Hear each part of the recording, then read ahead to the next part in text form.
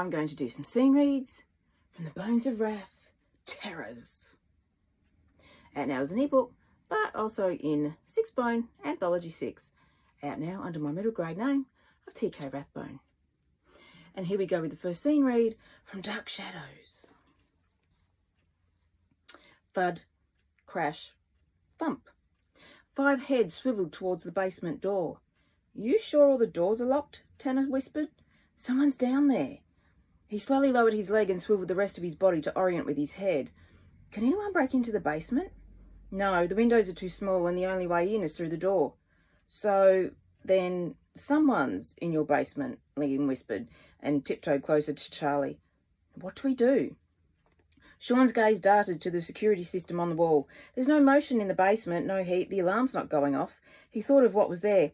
A shelf could have collapsed. There are some old ones down there. Then what made the mixing bowl hit the floor and the glass smash? Zach asked, inching closer to the others. Something happens in the kitchen. Then something happens in the basement.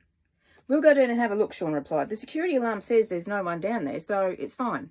He nodded confidently, the emotion defying his insides, which were quaking. But let's put some shoes on first. They hurried back to the family room for their shoes before heading for the basement door. Do we need anything, Liam asked. Torch, baseball bat. Don't be stupid. Sean rolled his eyes and flicked open the metal lock on the top of the door. See, even the lock was still in place. No one's down there. He turned the knob and pushed the door open. It creaked on its hinges as he flicked the wall switch. The steps before them were illuminated in bright white light, and he started down with more bravado than he felt. There's probably a shelf, he said loudly, trooping down step by step with the boys behind him. I hope it was nothing valuable that broke. He reached the bottom of the stairs and looked around, spying a fallen shelf and several broken jars of nails. See, there you go. He grabbed a dustpan and brush from the cleaning supplies by the wall and hurried over to clean up the mess. The boys helped lift the shelf and settle it on the workbench. Just came out of the wall, hang on, let me get that right. Charlie examined the gaps where the shelf had been. Looks a bit rotted. I'll tell Dad when he gets home. Sean finished sweeping up the glass and nails and dumped them into an old tin for his father to deal with. Sean glanced around to see Tanner in front of the stairs, staring upward. His face was whiter than Casper the ghost after being sucked dry by Dracula. What? What is it? Tanner's arm slowly extended in front of him, his finger pointing up, his eyes never leaving the spot they were riveted on. Sean moved over to his friend and glanced up to see black legs swiftly turn and run into the house. Someone's in the house. Now it's time for bats. He grabbed one from the metal drum by the stairs where the sports bats were kept, and he charged up the stairs to see the dark figure dart into the family room at the front of the house. Let's go, he's in the family room. Charging down the hallway, his armed friends behind him, he saw the figure dash across the hallway into the lounge room, Rusty the cat hissing and snarling behind it. Ha! The cat's got him! Sean flicked on the lounge light and saw Rusty snarling at something in the corner of the room. But there was nothing there. Frowning, he called, Rusty! Rusty! What's the matter, boy? There's nothing there. He watched the cat slowly back away from the corner, but he didn't stop snarling and hissing, and his ears were flat against his head. Rusty stared at the shadow, watching it slowly inch along the wall towards the door, and he slowly followed it, inching sideways to keep the shadow his master could not see in line so it didn't hurt anyone. The boys moved foot by foot in the opposite direction away from the door. What's going on? Tanner asked, favouring his bad foot because the cut ached. There's nothing there, but I saw a person at the top of the stairs, and I saw a person in the hallway, Sean replied. I have no idea what Rusty's doing, but someone is still in the house. Rusty was almost at the door, herding the shadow towards it to get it away from his master. The growl emanated from deep in his throat. The boys watched the space Rusty was watching, and in 0.1 second went from seeing nothing to seeing a black figure in the doorway as it skedaddled around the corner and down the hall. What the hell? Sean muttered and rubbed his eyes. Where did that come from? What is that? How did that? He heard a loud bang at the end of the hallway. Don't know what it is, but that ain't no person.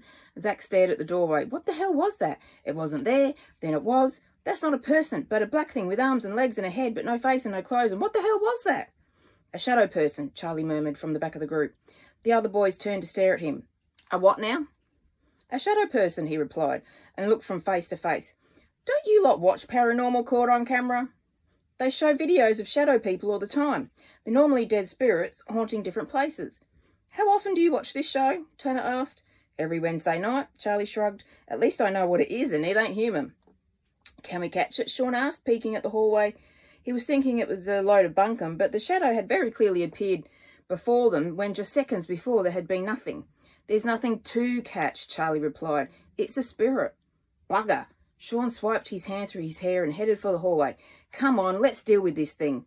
He saw Rusty sitting in front of the basement door staring at it, but he also heard noises coming from behind it and slowed as he approached. So, what are we supposed to do then? Ask it to leave, Charlie said. I don't think there's anything else you can do. It's a spirit. Thump, crash, thud. Their eyes riveted to the door.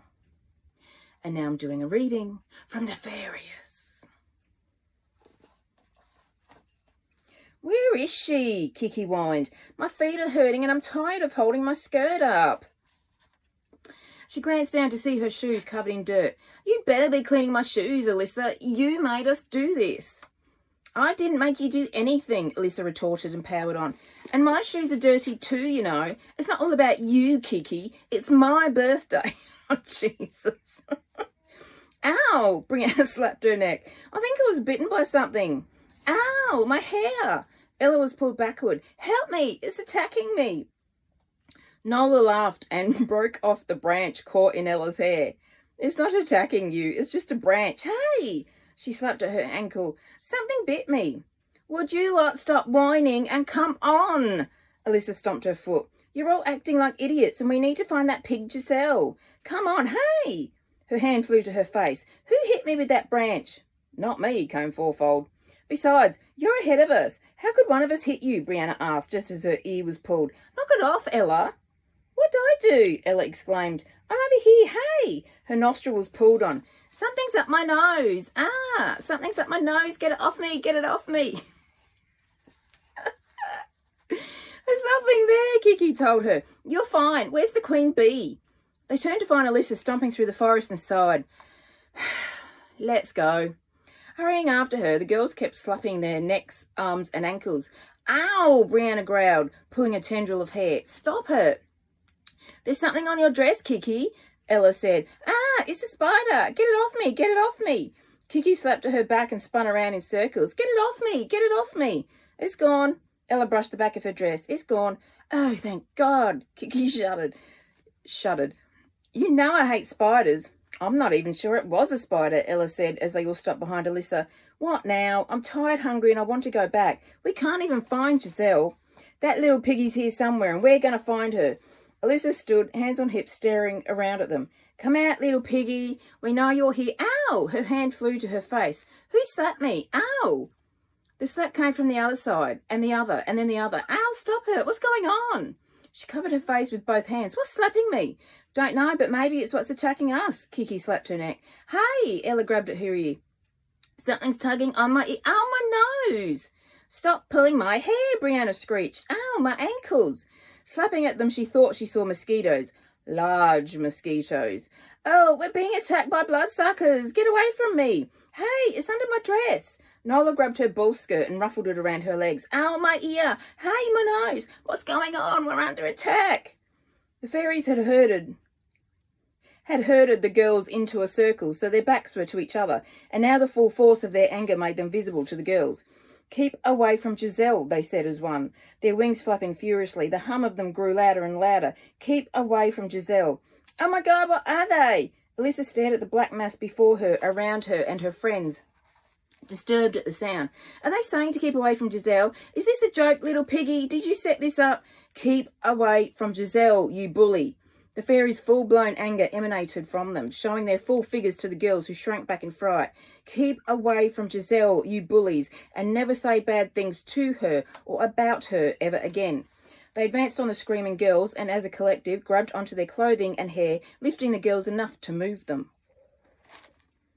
Oh my God, what's happening? Alyssa flailed her arms like a pinwheel and her feet scuttled across the ground. Where are you taking me? What's going on? What are you? Are you aliens? What's happening? Mother, help me. Help you? What about us? Kiki screamed as something chomped on her ear. The fairies carried the girls to the clearing, over to the creek, and threw them in on top of each other. The girls screamed and stumbled around in their soppy ball gowns, trying to keep their heads above water so they didn't drown. Help, help, Brianna screamed. Help us, somebody. The fairies circled the sopping girls and watched them climb to their feet, soaked and bedraggled. They showed themselves once more. Leave Giselle alone. Stop bullying her and stop being mean. It's not nice, and we will find you if you don't. Seeing the dark, tiny winged beings around them, the girls screamed, stumbled out of the creek, and ran back through the forest. And there were some scene reads from the Bones of Wrath Terrors.